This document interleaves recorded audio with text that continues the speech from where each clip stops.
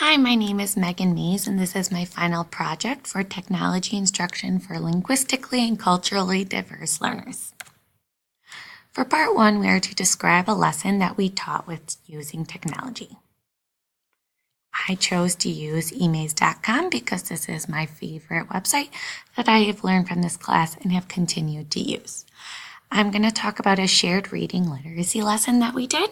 We chose to use this to teach retelling a story, teaching about characters, settings. In this, I clipped the story into Maize and included questions to help teach and assess the standards.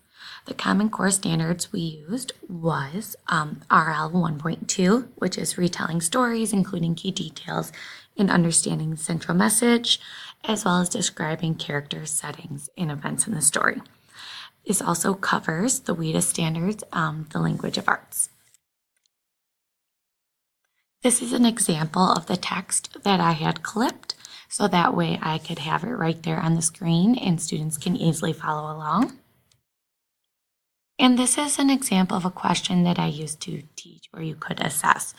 For this, I have students hold up their hands using sign language to answer the question A, B, C, or D. Other questions included having them move to different parts of the room, and I was able to include a lot of pictures, so when students were describing characters, they can easily look at the pictures to figure out which one they wanted to choose.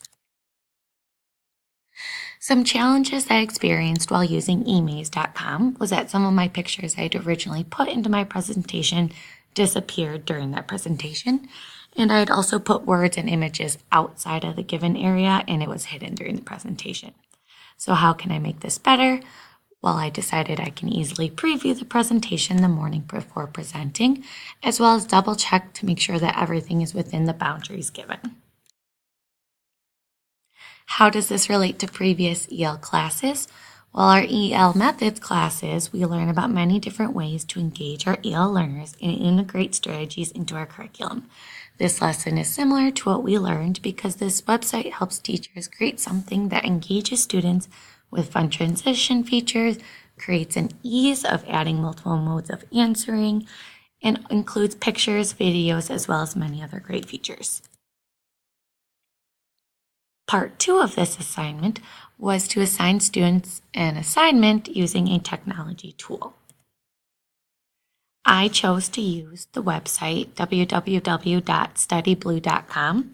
This is a website created to help find and create online flashcards. I was debating whether to do this with small group or whole group, and I decided to use it during a whole group reading of The Little Engine That Could. We talked about if we came across a word that was new to us while we were reading, we would type it into studyblue.com.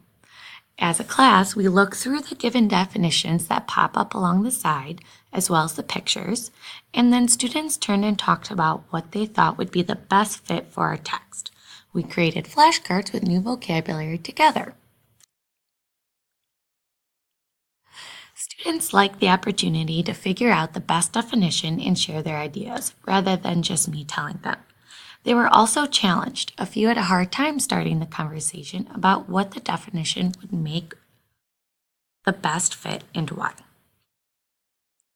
As for my reflection, I think it gave EL students more time to think about new vocabulary. It also gave them the opportunity to practice listening and speaking while discussing what the definition of our new vocabulary was. However, I did learn after exploring it, it is definitely designed for high school and college students. This is definitely not something I would assign to my first grade students to do individually. Part 3 of the lesson, you are to describe a lesson you observed of another teacher using technology in their classroom. For the lesson, I observed a second grade classroom during guided reading. The students that were working independently were on pebblego.com. This website provides students opportunities to read informational and nonfiction articles. Students started with picking a subject and then picking a topic within the subject to learn about. After, they were to write about what they learned on the whiteboard. Here is a few pictures of students on the left and the right side one who is working individually, another who is working together as partners, and the middle is an example of the guided reading schedule that is being shown. And as you can see, the ones who do meet individually, it has Pebble Go. Some of the benefits of this website is there is an option for the text to be read out loud to the student. It gives students a choice to what they want to learn about. They can pick something they have some background knowledge on or something completely new. It includes great photographs to help connect to the text, and students are allowed to work with a partner to help with their speaking and check in on their listening and comprehension skills. Some ways that I thought I could possibly make this better was if I were to gear this towards my EL population and my lower readers, I would definitely make sure that students were listening to the text at all times. I would have them write down what they learned on paper so they could include a picture to help them make that connection to the text. That way they could also share it with me later and bring home to their families. Part 4 of the presentation is to find a new website.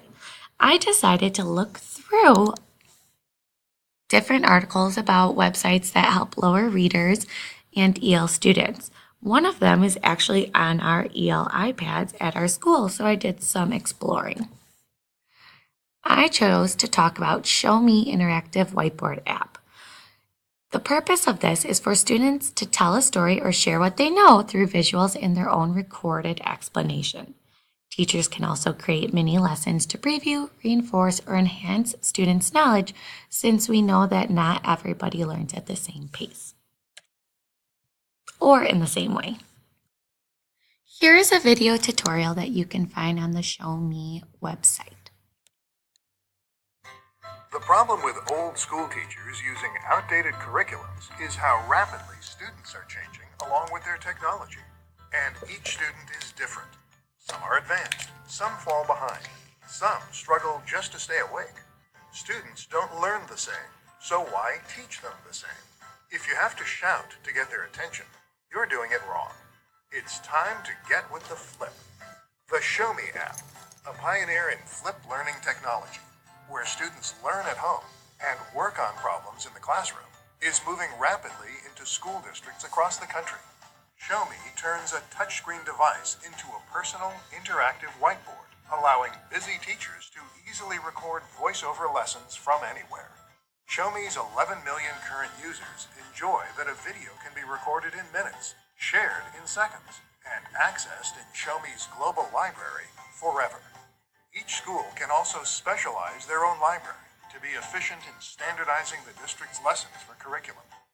Give teachers the time they need to help students understand. Show Me. Teach anything. Learn anywhere. Connect anytime. Click here to learn more about getting Show Me in your school.